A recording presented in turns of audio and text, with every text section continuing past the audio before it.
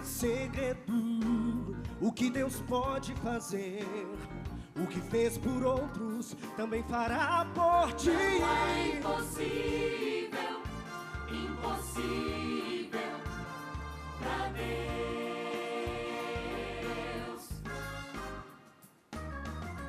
Não tenhas medo, não, e nem duvides.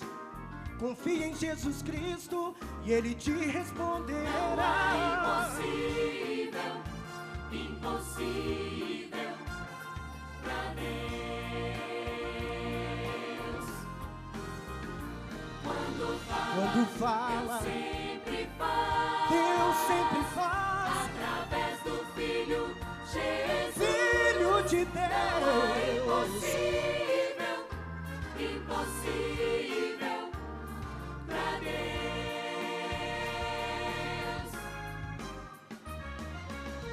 Andamos por fé, nunca por sinais. A fé em Jesus Cristo e em todo o seu Não poder. há impossível, impossível pra Deus.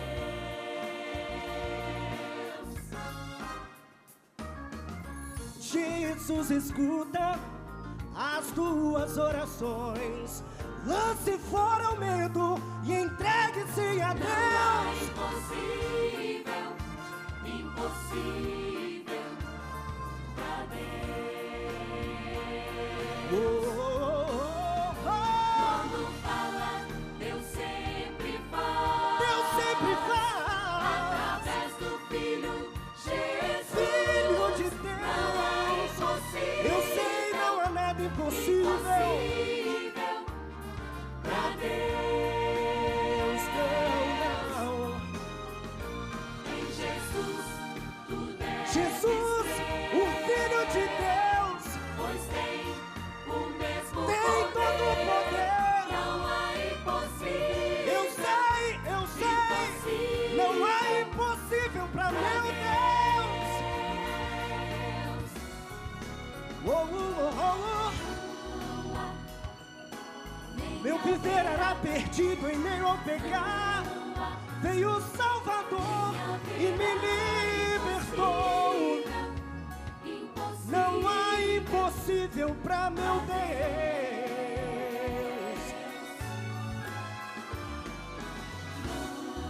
Se a solução não podes ver para os problemas que tem, fique sabendo.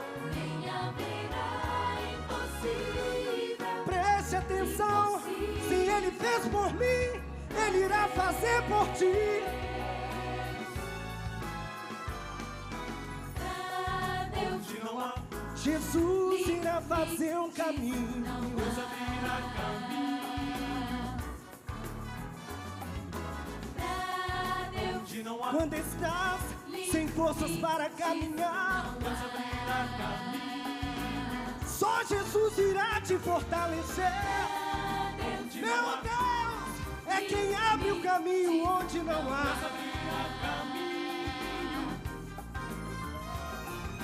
Pra Deus. Onde não há Capaz é o meu Deus. Deus abrirá caminho. Tu tens que crer. Se está sentindo que não podes mais orar, eu quero que saibas que a tua resposta está somente em Deus. Oh, capaz é o meu Deus. É o Deus que traz paz para o teu viver. Sim, Não há impossível. não há nada. Impossível. Não, não, não há Pra Deus. nada impossível. Não há impossível. Não há nada. Impossível. Não há nada. Eu sei, não há nada. Nada impossível pra meu Deus. Jesus irá fazer um caminho. Saiba que Impossível não há. Nós temos uma facilidade muito grande de esquecer o que temos que lembrar. Pior é que normalmente a gente esquece do que temos que lembrar. A ceia foi instituída pelo Senhor para nós lembrarmos. Ele diz: fazer isto em memória de mim. Todas as vezes que comermos do pão, bebermos do cálice, nós estaremos juntos, proclamando a realidade da morte do Senhor. Por isso, ao levantar a sua Bíblia, levante. Ao lê-la, nós temos que ter esse nível de entendimento. Vamos proclamar o poder da palavra do Senhor. Vamos falar juntos? Esta é a minha Bíblia. Eu sou o que ela diz que eu sou. Eu tenho o que ela diz que eu tenho. Eu posso fazer o que ela diz que eu posso fazer. Hoje eu serei tocado pela palavra de Deus. Eu audaciosamente confesso que a minha mente está alerta, meu coração está receptivo. Eu estou pronto para receber a incorruptível, a indestrutível, sempre viva semente da palavra de Deus. Eu nunca mais serei o mesmo. Nunca, nunca, nunca, no nome de Jesus. Amém. Pai, temos declarado o poder transformador da Tua palavra. Que nessa noite Tu concedas ao pregador graça, sabedoria, a Tua unção, Senhor. Ó Deus, para que a Tua palavra continue nos consolando, nos edificando, nos exortando, trazendo salvação, restauração, Senhor. Ó Deus, que essa seja uma noite onde o nosso coração possa voltar ao Calvário, mas uma noite que possamos ver também o túmulo vazio, e nossos olhos sejam abertos para realmente contemplarmos tudo o que o Senhor realizou ali na cruz, em nosso favor, no nome de Jesus. Amém. Vamos assentar. Queridos, a partir de agora, nós somos assim, muito livres. Dançamos, pulamos diante do Senhor, mas agora nesse momento da leitura da palavra, da meditação, queria pedir que os 3 pastores aqui na frente, guardassem todos os que estão em pé lá atrás, não voltem para os seus lugares, mas façam o melhor. Olhe para mim. Hoje eu quero responder algo ao coração dos irmãos. O que Deus estava fazendo em seu filho quando ele estava sendo crucificado? Se a ceia é para nós recordarmos a realidade da morte de Jesus, não é um momento apropriado simplesmente de um gesto religioso. É mais do que isso. Nós precisamos dar a razão da nossa fé a todas as pessoas. O porquê. Quando lemos em Efésios, capítulo 1, a partir do versículo 17, você vai olhar se tem alguém ao seu lado sem a Bíblia, com alegria ofereça a sua para que ele possa ler. Efésios, capítulo 1, a partir do versículo 15, nós lemos assim: Por isso também eu, tendo ouvido a fé que há entre vós no Senhor Jesus, e o amor para com todos os santos, não cesso de dar graças por vós, fazendo menção de vós nas minhas orações. Agora observe aqui, o que Paulo pedia nessa oração? O que ele orava por mim? Ele estava clamando algo em meu favor. E no verso 17 está escrito: para que o Deus de nosso Senhor Jesus Cristo, o Pai da glória, vos conceda espírito de sabedoria e de revelação no pleno conhecimento dele, iluminado os olhos do vosso coração, para saberdes qual é a esperança do seu chamamento, qual a riqueza da glória da sua herança nos santos, E qual a suprema grandeza do seu poder para com os que cremos, segundo a eficácia da força do seu poder, o qual exerceu ele em Cristo, ressuscitando dentre os mortos e fazendo sentar à sua direita nos lugares celestiais. Verso 21.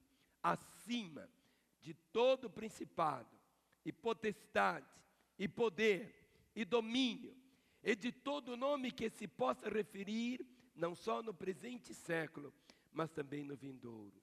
E pôs todas as coisas debaixo dos pés, e para ser o cabeça sobre todas as coisas, o deu à igreja, a qual é o seu corpo, a plenitude daquele que a tudo enche em todas as coisas. Esse texto é uma oração. E é uma oração que Deus tem prazer em responder. A palavra diz de uma forma tão clara: nosso maior inimigo não é o diabo. O maior inimigo da fé cristã, da nossa vida, não é o diabo, é a ignorância. Em Oséias está escrito assim: o meu povo está sendo destruído porque lhe falta o conhecimento. Nosso maior inimigo é a falta do conhecimento.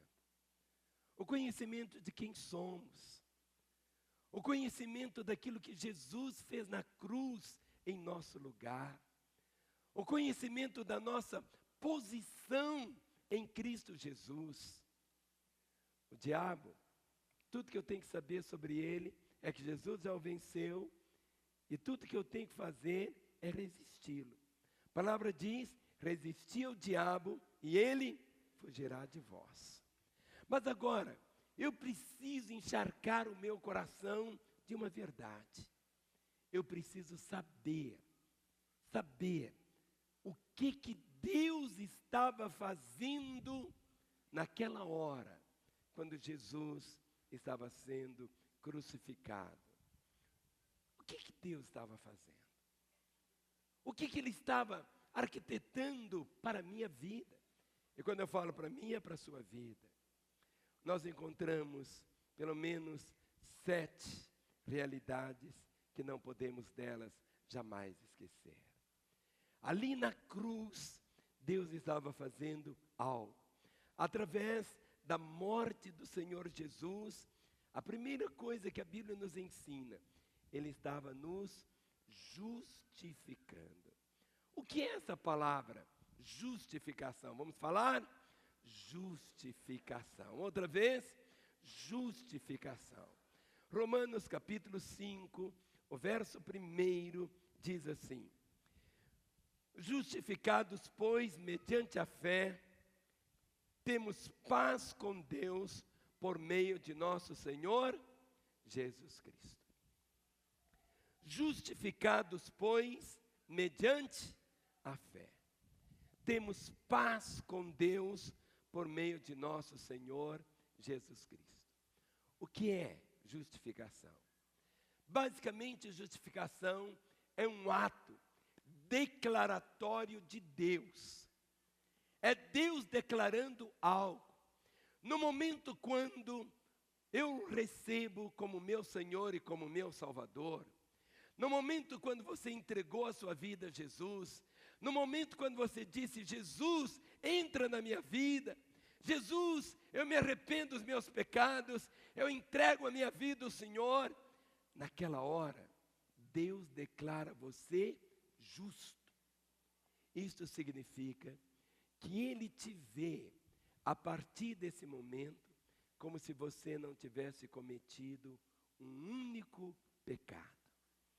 E Ele te concede a graça, a autoridade, para você entrar na presença dEle, sem nenhum complexo de culpa ou de condenação.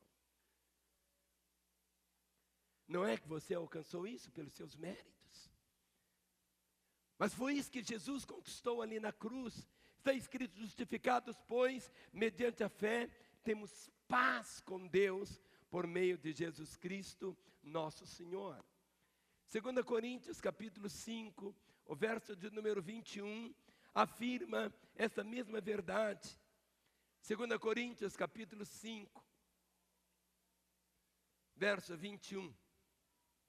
2 Coríntios 5, 21 diz: aquele que não conheceu o pecado, se fez pecado por nós, para que nele fôssemos feitos justiça de Deus. Jesus não conheceu o pecado.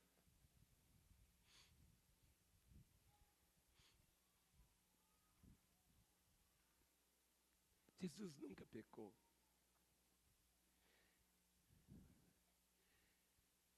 Aquele que não conheceu o pecado, se fez pecado por nós, para que nele fôssemos feitos justiça de Deus. Uma das coisas que mais Satanás deseja é que você não se veja como Deus quer que você se veja. Ele não quer que você se aproprie de tudo aquilo que Ele conquistou na cruz para você. Quando você se vê como a justiça de Deus aqui na terra, aquele que não conheceu o pecado se fez pecado por nós, para que nele fôssemos feitos justiça de Deus. Quando você entrega a sua vida a Jesus, é pena que muitas pessoas hoje não entendem o que seja ser cristão. Há muitos que acham que ser cristão é ganhar 8 caminhões, 19 apartamentos. Querido, Deus tem caminhão e apartamento para dar à vontade. Mas muitos não sabem o que é ser um cristão. Ali na cruz, Jesus conquistou isto. Aquele que não conheceu o pecado, se fez pecado por nós. Todos os nossos pecados, todos eles caíram sobre o Senhor. Ali na cruz, Jesus esponjou todos eles. Desde o pecado de Adão, todos vieram sobre ele. Quando no Getsemane, Jesus Cristo ora dizendo: Deus, meu Pai, se possível, passe de mim esse cálice. Passe de mim esse cálice. Não seria o cálice de ser torturado. Não seria o cálice de ser cuspido, humilhado, triturado. Não. Porque a Bíblia diz que Deus não contempla o pecado. Nunca houve qualquer coisa que impedisse que o Filho contemplasse os olhos do Pai. Mas quando Jesus assume nossos pecados, Deus, o Pai, vira o rosto, não contempla o seu Filho. E o grito dele ali na cruz foi apenas esse: Deus meu, por que me desamparaste?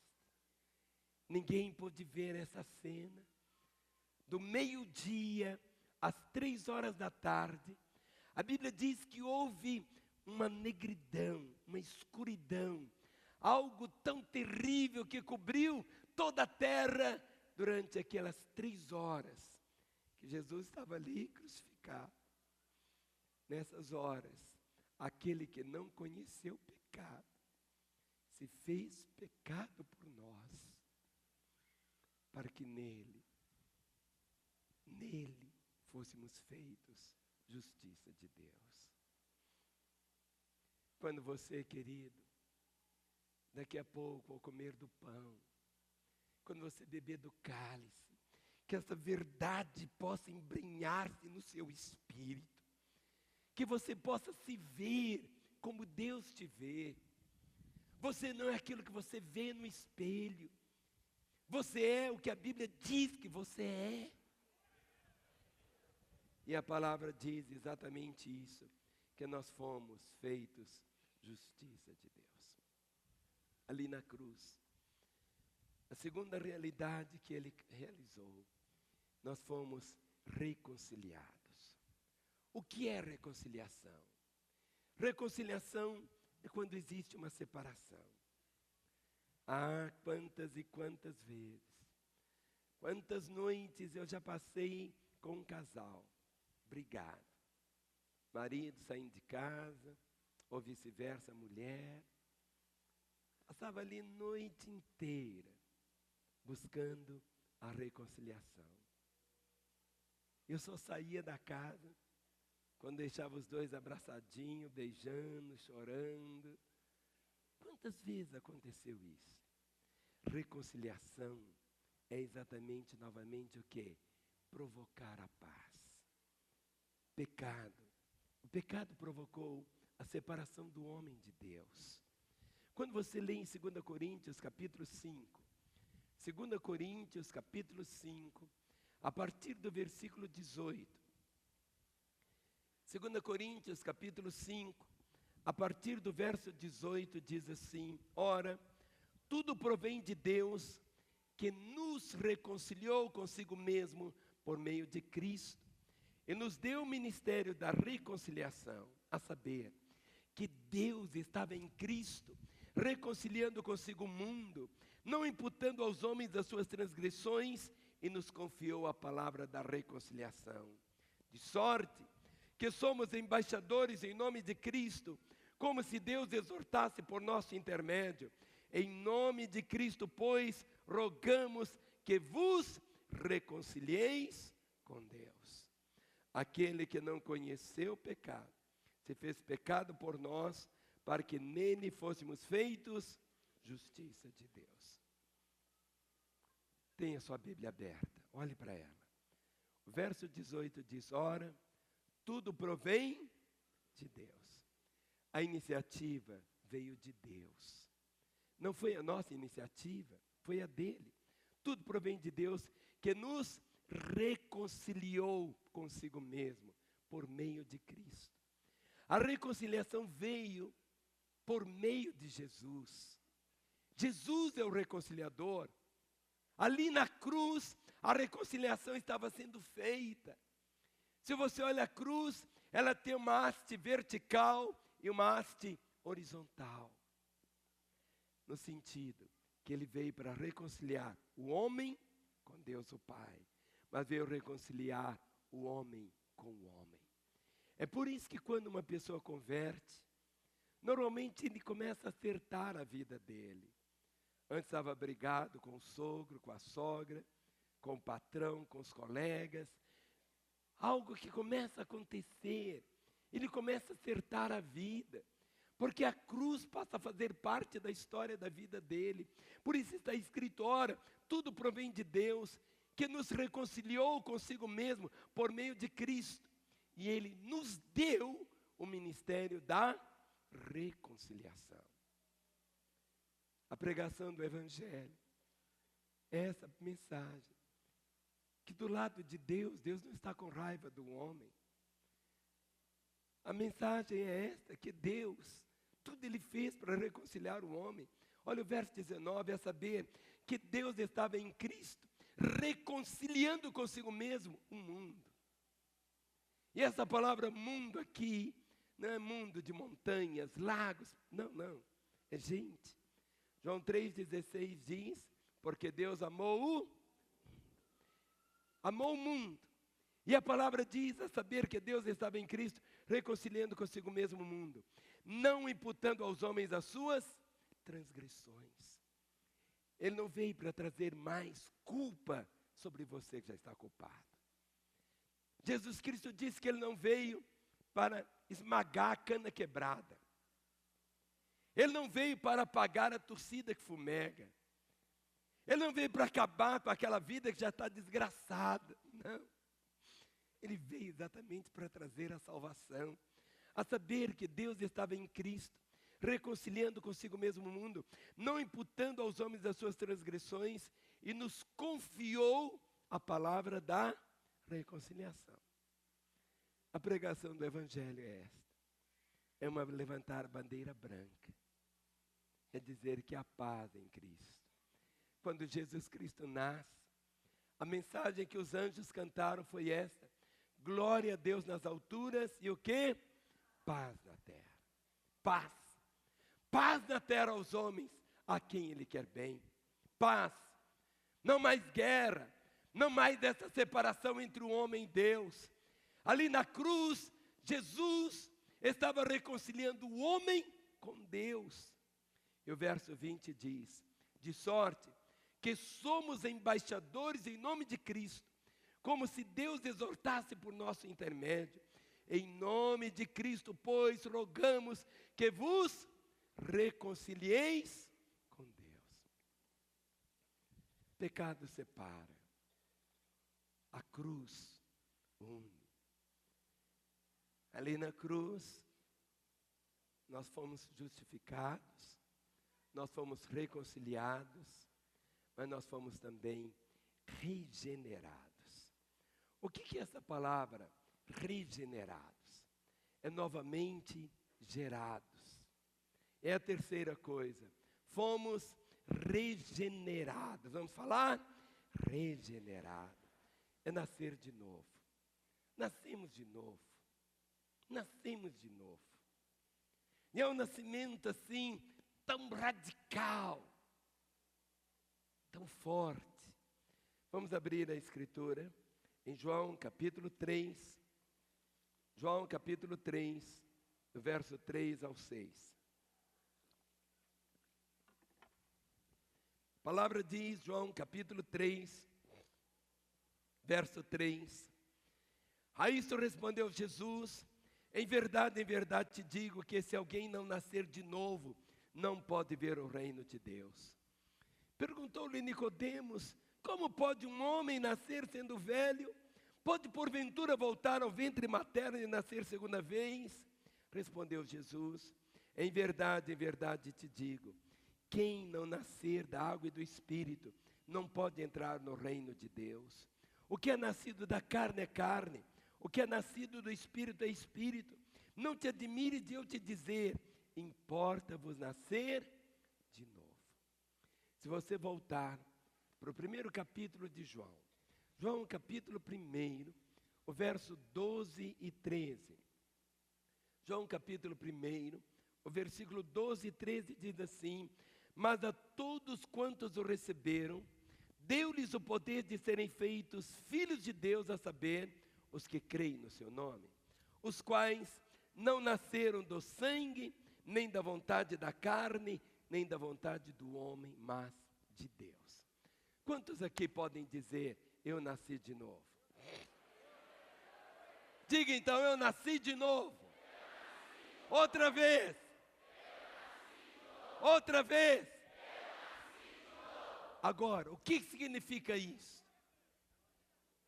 O que é esse nascimento? Aqui o verso 13 diz, os quais não nasceram do sangue. Não é esse nascimento natural do sangue, nem da vontade da carne, nem da vontade do homem, mas de Deus. Eu nasci, porque esta era a vontade de Deus para a minha vida. Novo nascimento, numa explicação muito simples. Quando você vê uma borboleta, quem já viu uma borboleta? Todos nós. Aquela borboleta era o quê? Uma lagarta. Era uma lagarta que rastejava, andava na imundície, vivia no lixo, mas há um momento que ela fica paradinha, quietinha, e começa um processo de uma metamorfose, que vai, algumas coisas acontecendo, um casulo a envolve, e dentro de um processo, ela vai se transformando em uma borboleta. E quando sai do casulo, não é mais uma lagarta, é uma borboleta. Antes ela rastejava, agora ela voa. Quando você vê uma borboleta, você fica extasiado em vê-la. Você admira. Faz até um quadro com borboleta. Quando você vê uma lagarta, traz um asco, não é assim? Mas a borboleta não. O que acontece é que a pessoa nasce de novo. No dia 19 de maio de 1966, eu nasci de novo. Eu era lagarta, pior do que você possa imaginar. E naquele dia, eu transformei. Passei a ser o quê? Uma borboleta. Meu coração foi mudado. É um novo nascimento. O que está profetizado lá em Ezequiel, capítulo 36, o verso de número 26. Ezequiel 36, 26. Ajude seu irmão a achar aí que Ezequiel, ele é um profeta bem grande, mas está no Velho Testamento. Ezequiel 36, 26 diz assim: dar-vos-ei coração novo, e porei dentro de vós espírito novo, tirarei de vós o coração de pedra, e vos darei coração de carne. O meu coração hoje é diferente. O seu coração é diferente. Essa é a promessa do Senhor: dar-vos-ei coração novo. Porei dentro de vós espírito novo. Tirarei de vós o coração de pedra e vos darei o coração de carne. Olhe para mim. Você lembra aquele tempo que seu coração era de pedra? Coração duro. Coração assim tão insensível. Aquele coração que você começa a lembrar dele, né, Saldanha? Só fica o quê? Só na saudade. Eu não quero saber quem eu era. Eu quero saber quem eu sou. O meu coração é o coração de Jesus. Põe a mão no seu peito e diga: o meu coração é o coração de Jesus. Porque quem mora nele é Jesus. Pode aplaudi-lo? É isto. Esta regeneração. Ali na cruz, quando Jesus morre, Ele estava providenciando para nós, através da sua morte, a regeneração. 1 Pedro, capítulo 1, o verso 23. 1 Pedro, capítulo 1, o verso de número 23, a palavra do Senhor diz assim: pois fostes regenerados, não de semente corruptível, mas de incorruptível, mediante a palavra de Deus, a qual é viva e é permanente. Algumas pessoas chegam aqui na igreja, e ele chega a primeira vez, fica assim esquisito, ele acha tudo esquisito, ele diz assim: olha, alguém já disse assim: pastor, na sua igreja não tem santo? Eu falo: filho, nós estamos chegando a quase 50 mil santos lá na igreja. Porque nós somos santos. Mas o que a palavra está dizendo aqui? Olha, pois fostes regenerados, não de semente corruptível, mas de incorruptível, mediante a palavra de Deus. Aqui nós procuramos sempre pregar a Bíblia. Sempre vocês vão nos ver com a Bíblia aberta, porque a palavra de Deus é essa semente que cai no coração. É a palavra de Deus que produz este resultado. É o poder da palavra do Senhor. Pois fostes regenerados, gerados de novo, não de semente corruptível, mas de incorruptível, mediante a palavra de Deus, a qual é viva e é permanente. 2 Coríntios, capítulo 5, o verso 17. 2 Coríntios, capítulo 5, o verso de número 17. A regeneração está aqui. E assim, se alguém está em Cristo, é nova criatura. Coisas antigas já passaram, eis que se fizeram novas. Eu era adolescente. como os meninos que dançaram aqui hoje à noite. Ele transformou a minha vida. E aquilo que Deus faz, a Bíblia diz que tudo que Deus faz é para durar para sempre. Aqui a palavra diz assim: se alguém está em Cristo. O grande drama é que tem muita gente que está numa religião, está numa igreja, está num sistema, mas não está em Cristo. Se alguém está em Cristo, é uma nova criatura. As coisas antigas já passaram, eis que se fizeram novas. Um dos ministérios, desses quase 200 que temos aqui na igreja, é um ministério que temos com prostitutas, com garotas de programa. Nós nunca as trazemos aqui à frente para dar testemunho. Não. Uma menina dessa pode ter dormido com a torcida do Atlético e do Cruzeiro. Mas no momento quando ela se converte, no momento quando ela diz, Jesus entra na minha vida, ela passa a ser santa, tão pura quanto a Virgem Maria.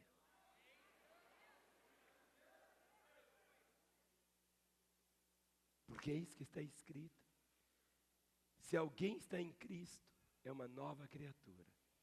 As coisas antigas já passaram. Não é que as coisas antigas vão passar, já passaram. É por isso que quando você bebe do vinho, quando você mastiga o pão, você está proclamando essa realidade da vida do Senhor na sua própria vida. Dessa realidade de quem você é hoje.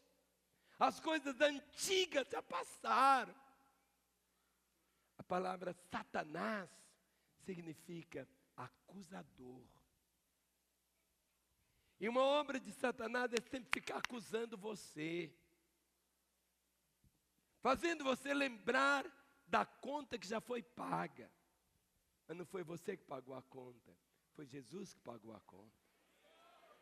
É por isso que nós celebramos a ceia, para você encher o seu coração dessa certeza, e de você proclamar a conta já foi paga. Sabe, você vive essa realidade como uma nova criatura. Eis que a palavra do Senhor diz. Em Gálatas capítulo 6, versículo 15. Gálatas 6, 15. A palavra do Senhor diz assim: pois nem a circuncisão é coisa alguma, nem a incircuncisão, mas o ser nova criatura. Tem muita gente que fica assim, cheio de picuinha, quer discutir religião, quer discutir doutrina. É circuncisão ou não é incircuncisão? É isto, é aquilo.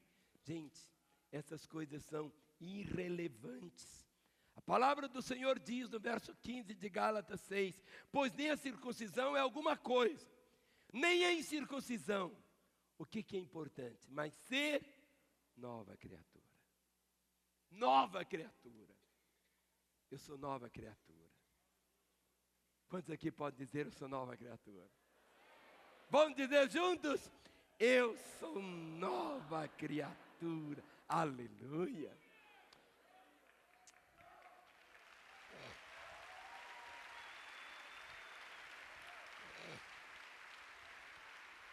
Agora,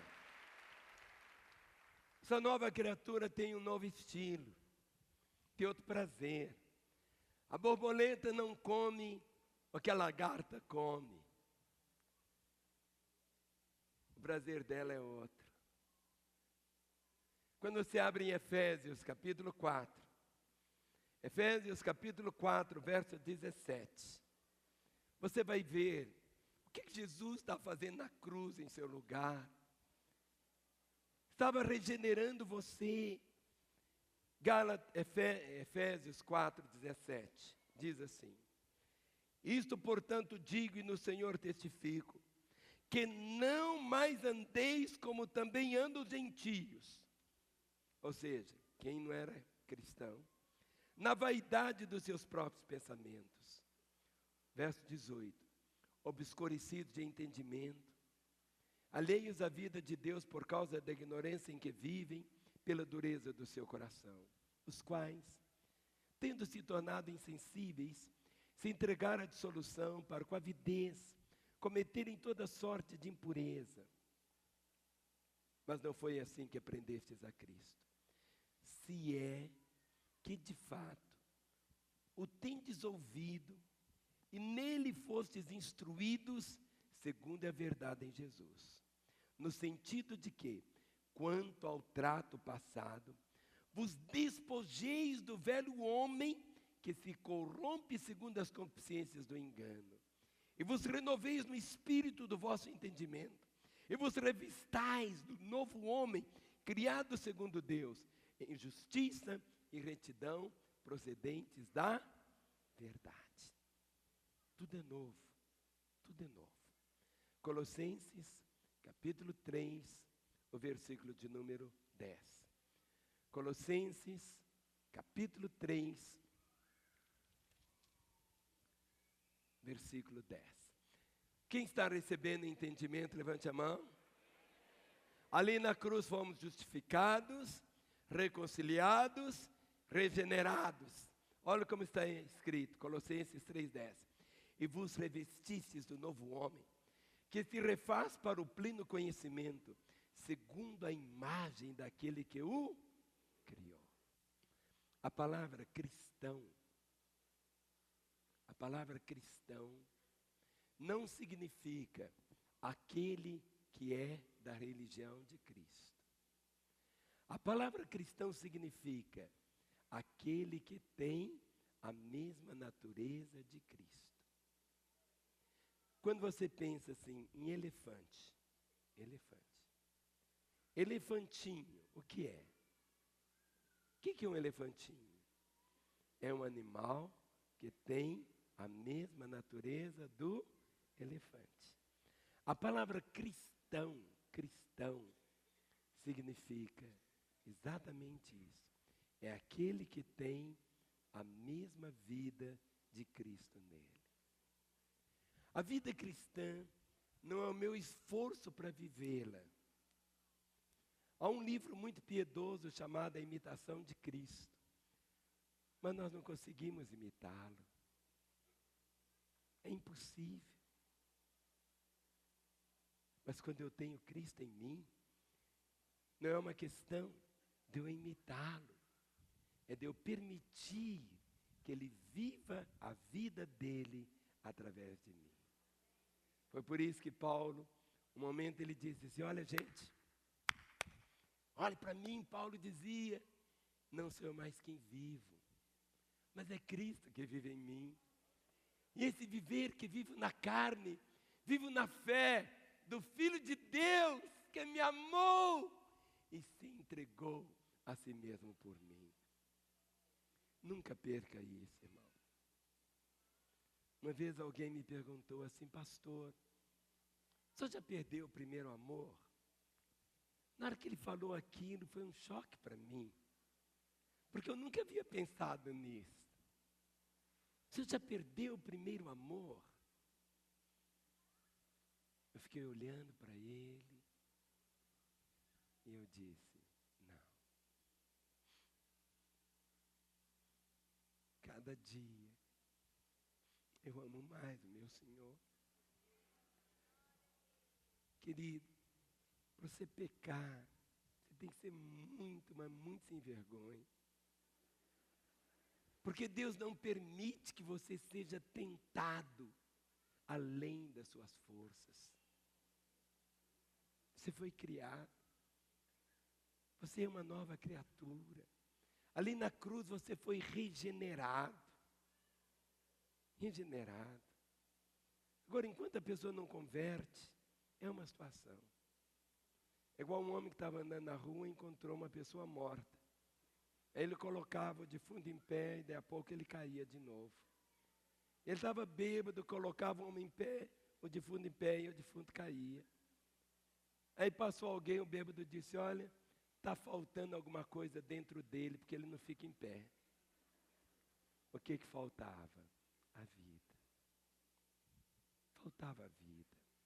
Porque quando Jesus está na vida, a pessoa está em pé. Ela caminha, ela tem sensibilidade, ela quer agradar a Deus, ela não é um religioso, ou seja, ela tem essa paixão pelo Senhor. A quarta coisa que Jesus fez por nós ali na cruz foi a redenção. A redenção era essa palavra usada no mercado de escravos. Estavam lá os escravos sendo vendidos. Foi uma página horrível, que ainda não foi totalmente apagada na história da humanidade. Ainda hoje, em determinados países, há a escravidão. Mas o que era a redenção? Era alguém que comprava o escravo, pagava o preço por ele e dava alforria. Você está livre. Você está livre. A redenção é isso. Jesus pagou por nós. Eu valho o preço que Ele pagou por mim. Ele me comprou. Quando você, daqui a alguns minutos, beber do cálice com o vinho, e aquele vinho é o símbolo do sangue do Senhor, Ele estará dizendo a você: este foi o preço que eu paguei por você. Eu paguei por você. É a redenção. Quando você lê em 1 Coríntios, capítulo 1, o versículo de número 30. 1 Coríntios, capítulo 1, versículo 30. Diz assim: mas vós sois dele em Cristo Jesus, o qual se nos tornou da parte de Deus sabedoria, e justiça, e santificação e redenção. Para que, como está escrito, aquele que se gloria, glorie-se no Senhor. No capítulo 6, 1 Coríntios 6, o verso 20. 1 Coríntios 6, 20 diz: porque fostes comprado por preço. Agora, pois, glorificai a Deus no vosso corpo. Porque fostes comprado por preço. Agora, pois, glorificai a Deus no vosso corpo. Semana passada eu estava no supermercado, estava comprando frutas. O preço era um só. E tinha muitas frutas naquele balcão. Mas eu escolhia uma por uma. E tinha algumas que estavam podres.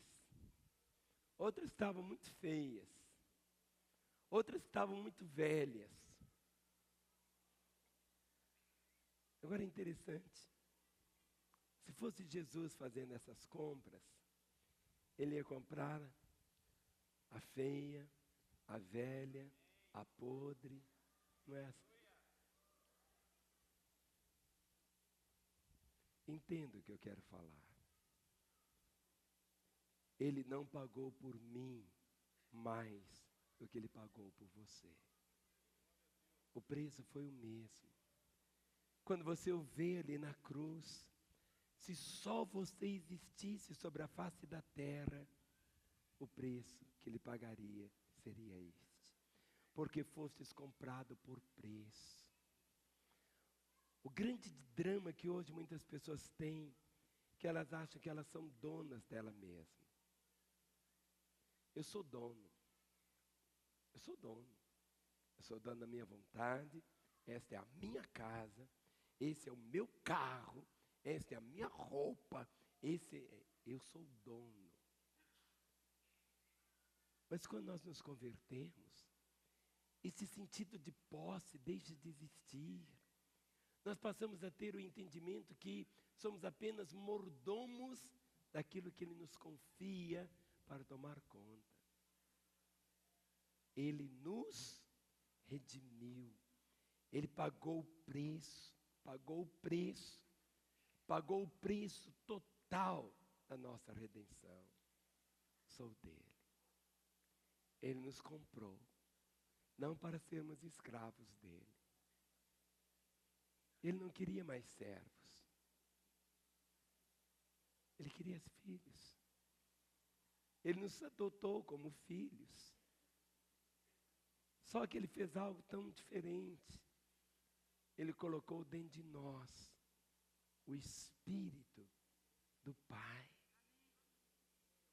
E é por isso que Ele não se envergonha de nos chamar de seus irmãos. Passamos a ser filhos de Deus. Passamos a ter a natureza dEle na nossa vida. Quando você entende isso, que ali na cruz você foi comprado. E o valor, sabe, de você, a coisa mais cara que existe num planeta, é você. Não é petróleo, não é diamante, não é urânio.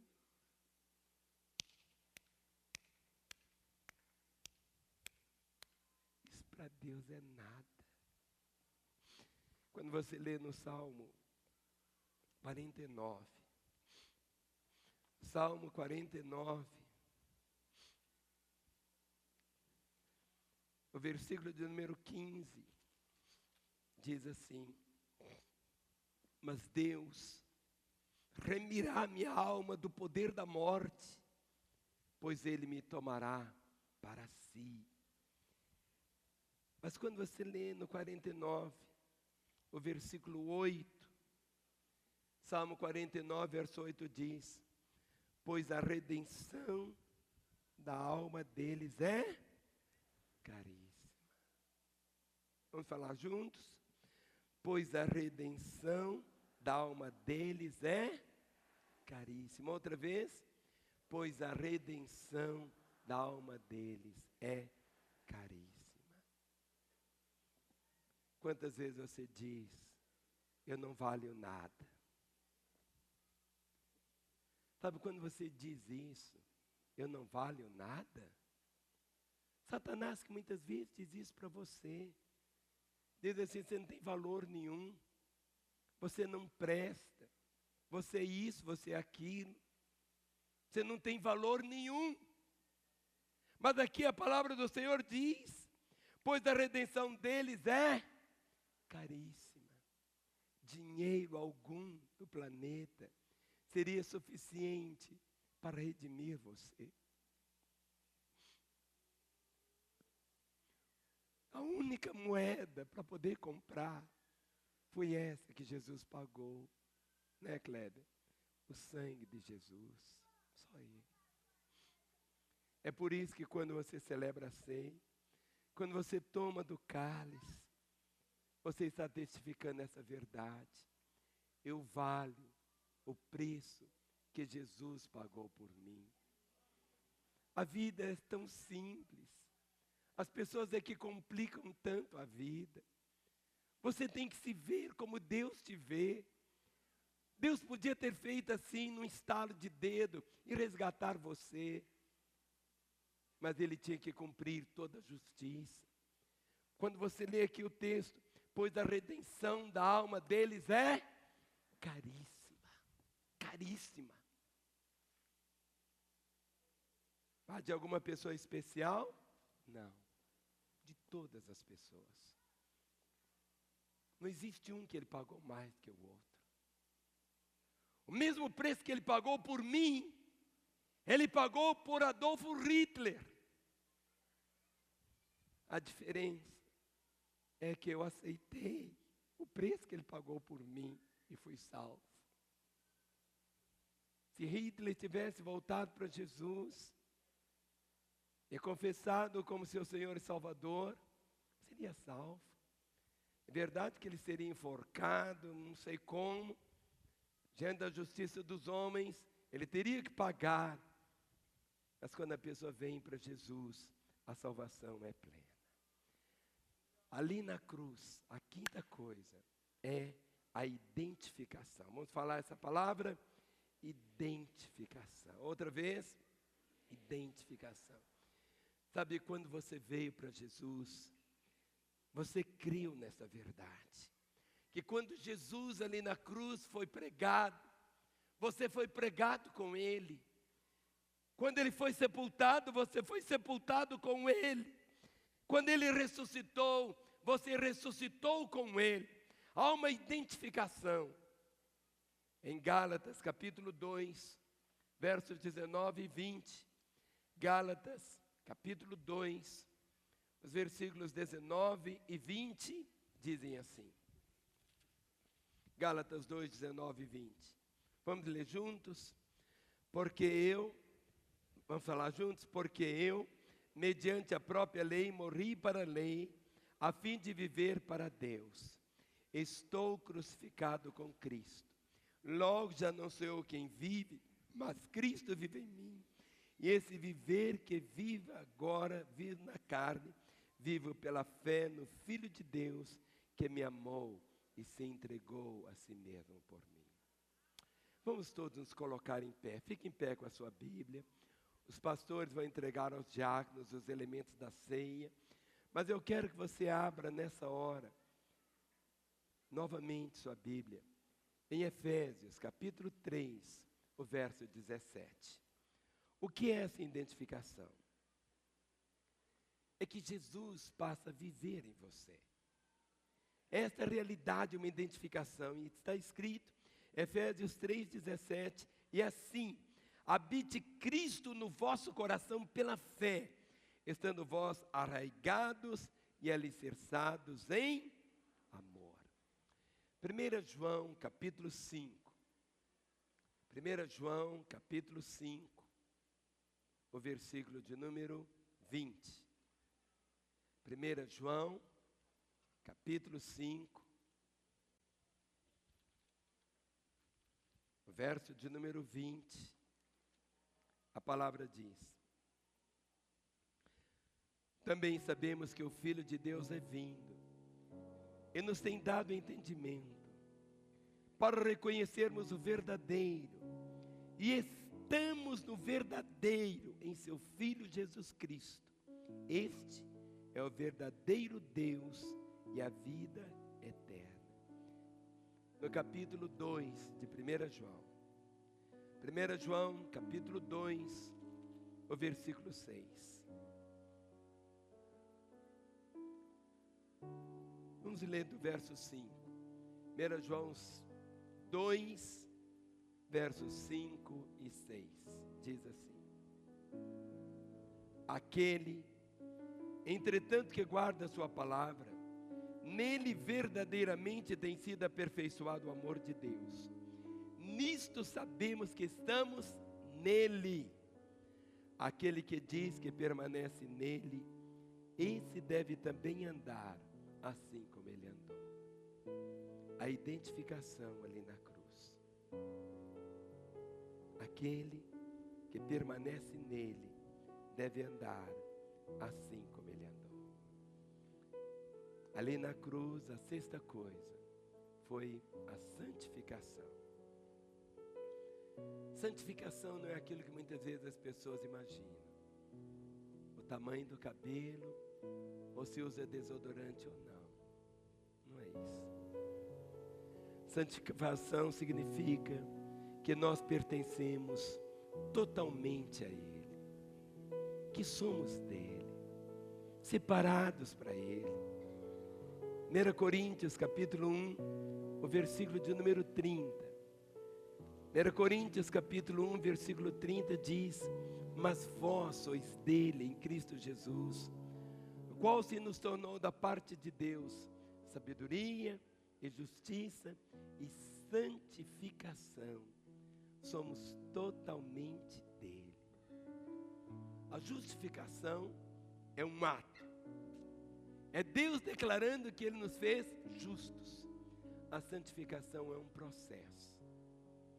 Cada dia, cada dia mais santo. Os músicos tomem seus lugares agora, porque o último item daquilo que Jesus conquistou ali na cruz por nós, foi a glorificação. E o que é a glorificação? É a formação da imagem de Jesus em nós. Quando as pessoas olharem para você e disserem assim: você parece tanto com Jesus, você fala como Ele, a compaixão da sua vida. Quando você lê Romanos capítulo 8, versículo 30.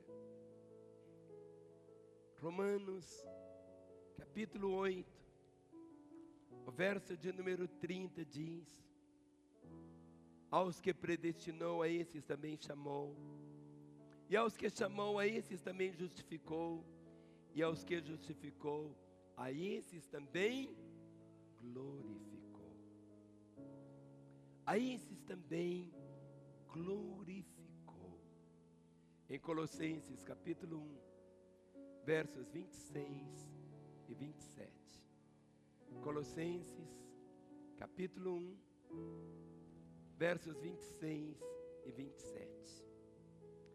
O mistério que estivera oculto dos séculos e das gerações, agora todavia se manifestou aos seus santos, aos quais Deus quis dar a conhecer qual a riqueza da glória desse mistério entre os gentios, isto é, Cristo em vós, a esperança da glória. 1 Pedro capítulo 5, o versículo de número 1. 1 Pedro 5:1 diz: rogo, pois, aos presbíteros que há entre vós, eu presbítero como eles, e testemunho dos sofrimentos de Cristo, e ainda coparticipante da glória que há de ser revelada.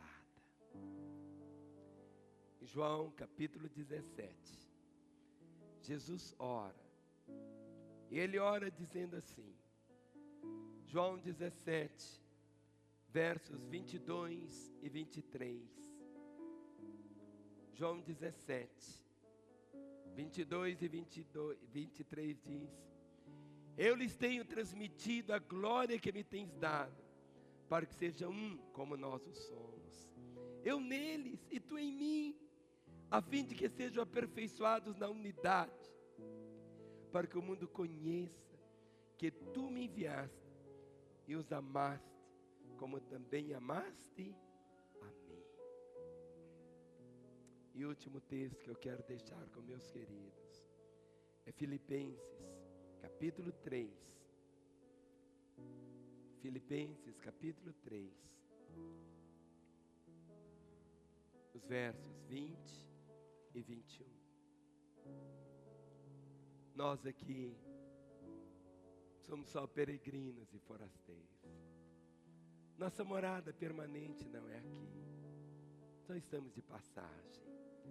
E a palavra diz: pois a nossa pátria está nos céus, onde também aguardamos o Salvador, o Senhor Jesus Cristo, o qual transformará o nosso corpo de humilhação, para ser igual ao corpo da sua glória, segundo a eficácia do poder que Ele tem de até subordinar a si todas as coisas.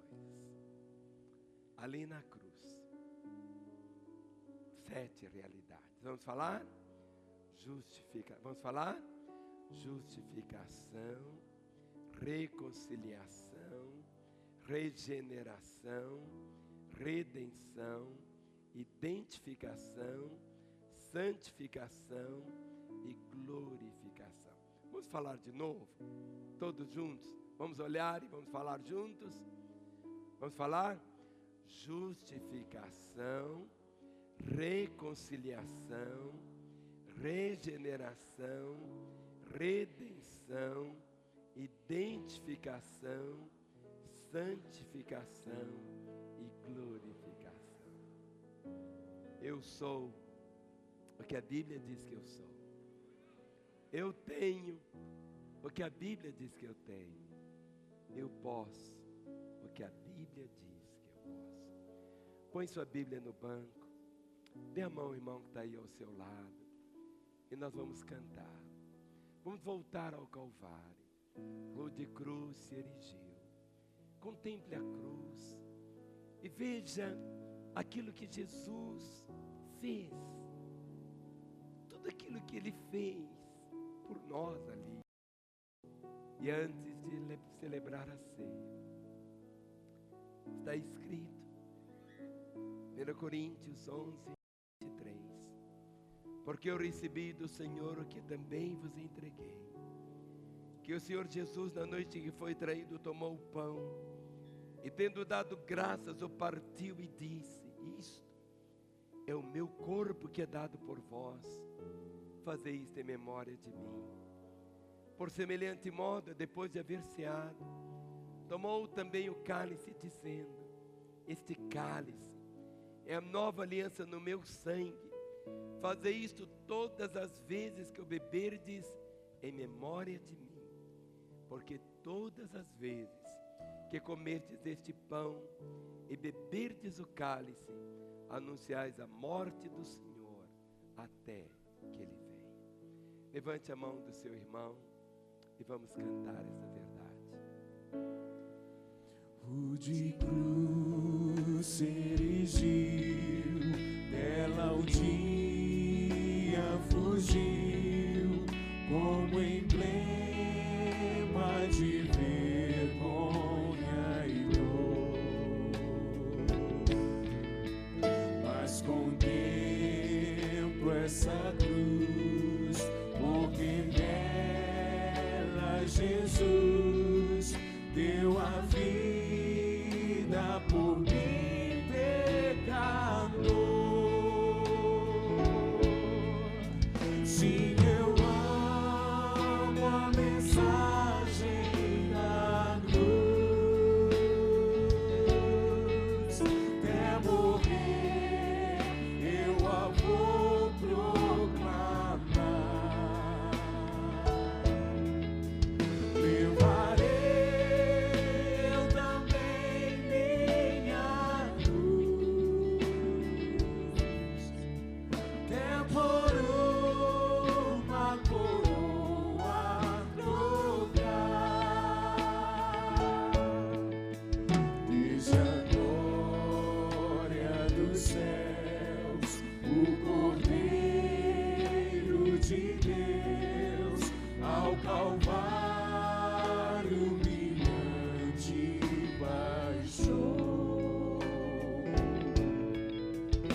Essa cruz tem pra mim atrativo sem fim, porque nela Jesus me salvou. Sim, eu amo a mensagem da cruz. Até morrer eu a vou proclamar. Levarei eu também minha cruz, até por uma coroa trocar.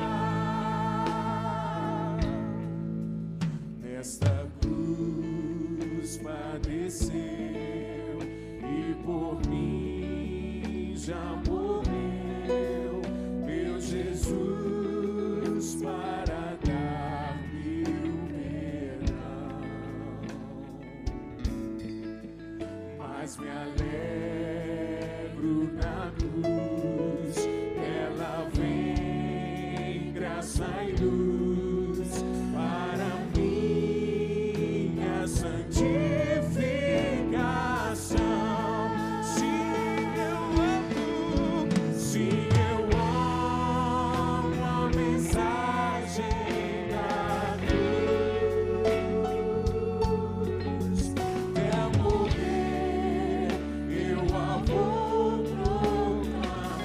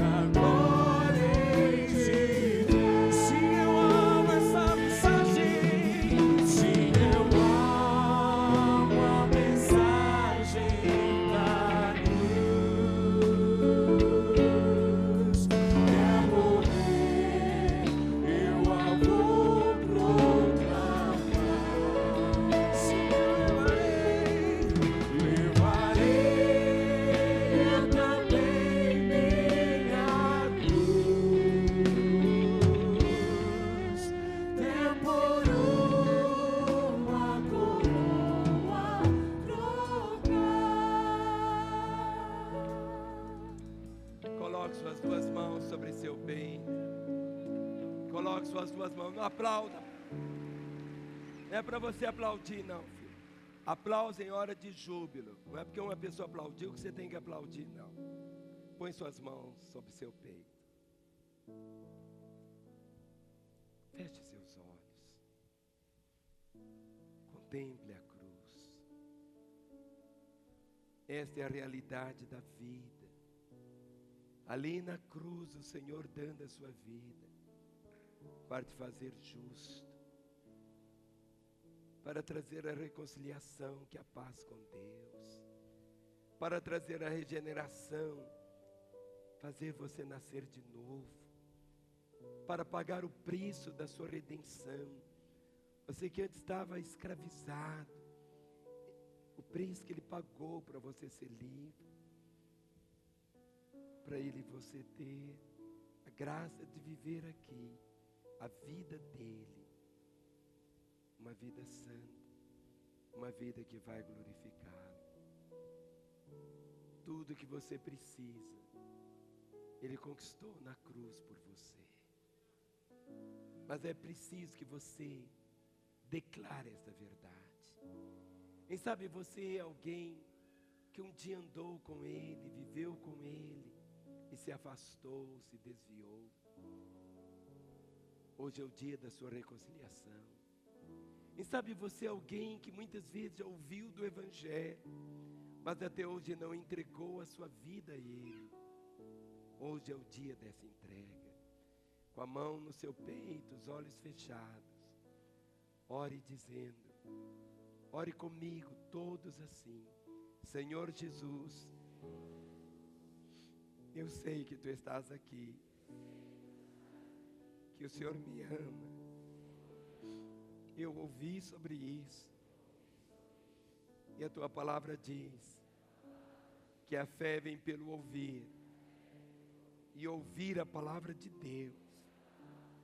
Eu ouvi a Tua palavra, eu reconheço que sou um pecador, estou perdido, longe do Senhor, mas que ali na cruz, o Senhor morreu para minha justificação, para minha reconciliação, para minha regeneração, para minha redenção, para minha identificação, para minha santificação, para minha glorificação.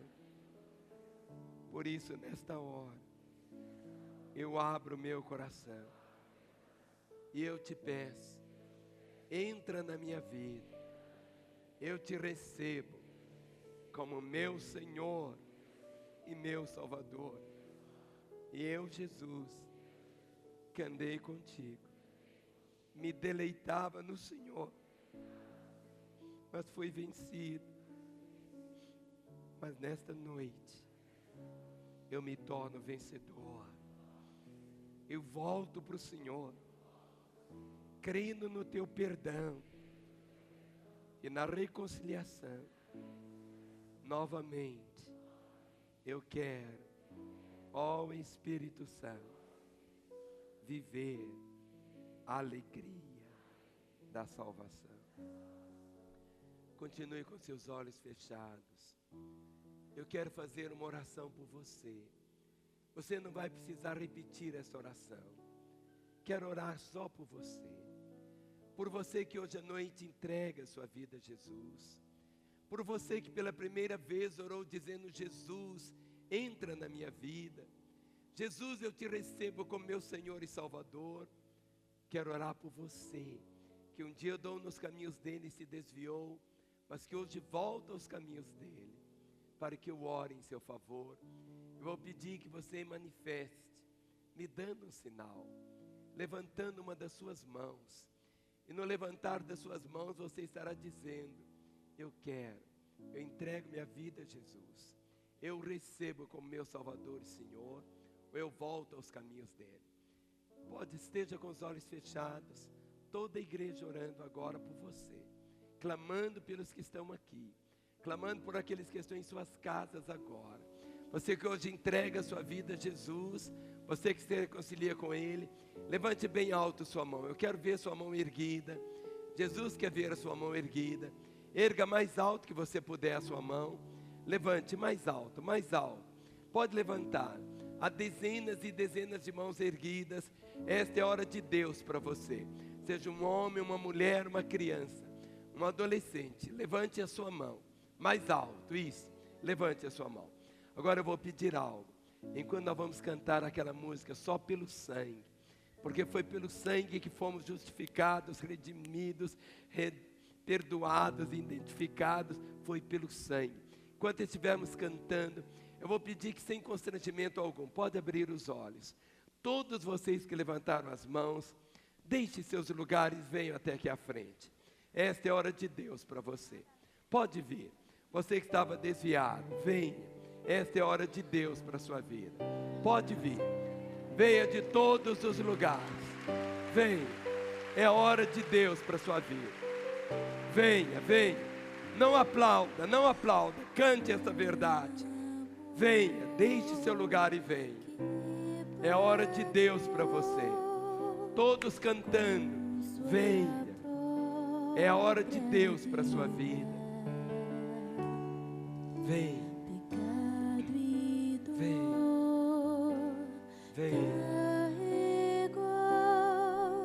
E o mundo trouxe a esperança. Vem, vem. Foi o sangue de Jesus que me lavou. Foi o sangue que por mim derramou. Se sacrificou e me salvou. Foi o sangue que me fez um vencedor.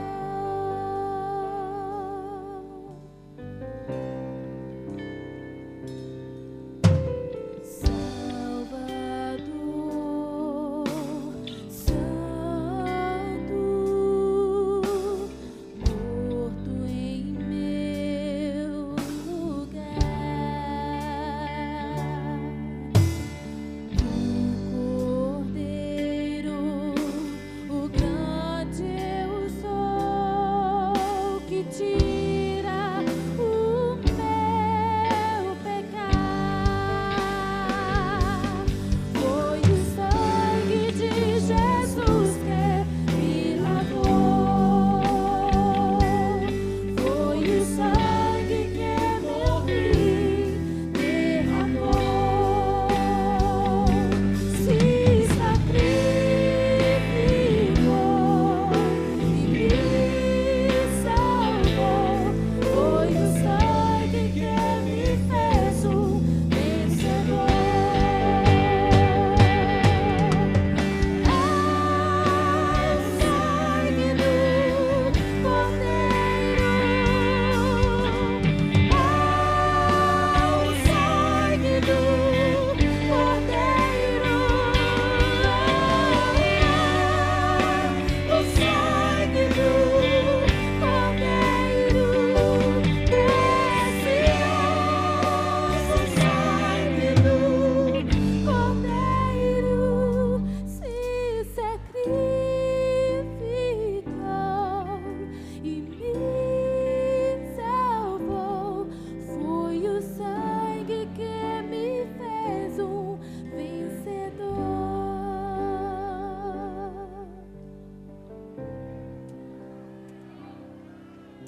Nesse momento, vocês que estão aqui, cheguem bem pertinho de mim. Você que está aí no seu lugar, mas você sabe que seu lugar não é aí, mas é aqui. Talvez você esteja dizendo: pastor, se eu for à frente, os outros vão ficar sabendo. Larga para lá o que os outros pensem. É a hora de Deus para a sua vida. Quantos que estão aqui que são salvos? Levante a mão. Olhe para a pessoa que está ao seu lado. Pergunte para ela como está a sua vida com Deus. Como está a sua vida com Deus? Esta é a hora de Deus para você. Esta é a hora de Deus para a sua vida. Esse é o momento dos céus. Todo silêncio agora. Todo silêncio. Esta é a hora de Deus para você. Sua alma é caríssima. Só Jesus que podia resgatar você. Ninguém mais. Não despreze. Talvez você esteja dizendo, pastor, domingo que vem. Pode acontecer que não haja domingo que vem para você. Esta é a hora de Deus para você. Nesse momento eu gostaria que ninguém estivesse assentado. Todos em pé. Os diáconos vão começar a distribuir o pão e o vinho. No momento que você receber o pão e o vinho, você vai assentar. Só assente na hora que você receber o pão e o vinho. E nós vamos adorar o Senhor, cantando uma mensagem que diz: Jesus, Jesus, Jesus, morreu por mim. Hoje Ele vive em mim. Ele voltará e voltará para mim.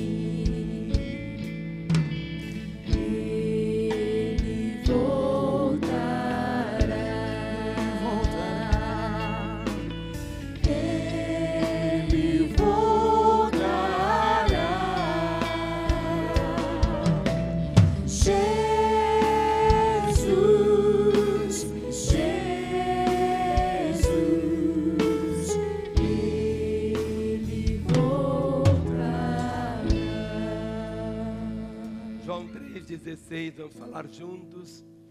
Porque Deus amou o mundo de tal maneira que deu seu Filho unigênito, para que todo aquele que nele crê não pereça, mas tenha vida eterna. A palavra diz: porque eu recebi do Senhor o que também vos entreguei, que o Senhor Jesus, na noite em que foi traído, tomou o pão e, tendo dado graças, o partiu e disse: isto é o meu corpo que é dado por vós. E ele se deu para ser o nosso justificador, para nos reconciliar com o Pai, para nos regenerar, para nos redimir, pagando um preço, que foi seu próprio sangue, para que hoje pudéssemos ser identificados com Ele, santificados e experimentarmos a glorificação. Coloquemos-nos todos em pé nesse instante. Levante bem alto o pão, o cálice, olhe para eles. Aonde eu estaria e como eu estaria se eu não tivesse conhecido a Jesus? Nossa vida ela é marcada pelos recomeços. E nesta noite Deus deseja trazer para você, querido, um novo recomeço. Porque a vida é marcada por eles. Na nossa história, é como termina que se conta todas as coisas. Que hoje você possa realmente dizer: Jesus, eu tomo posse de tudo que o Senhor conquistou na cruz. Eu tomo posse, Senhor. Eu reconheço quem eu sou hoje. Eu reconheço o que o Senhor fez por mim. E eu quero viver cada dia da minha vida para te honrar e para te glorificar. Por isso, levante o cálice, o pão, olhe para eles e diga: Jesus, este pão é o símbolo do teu corpo.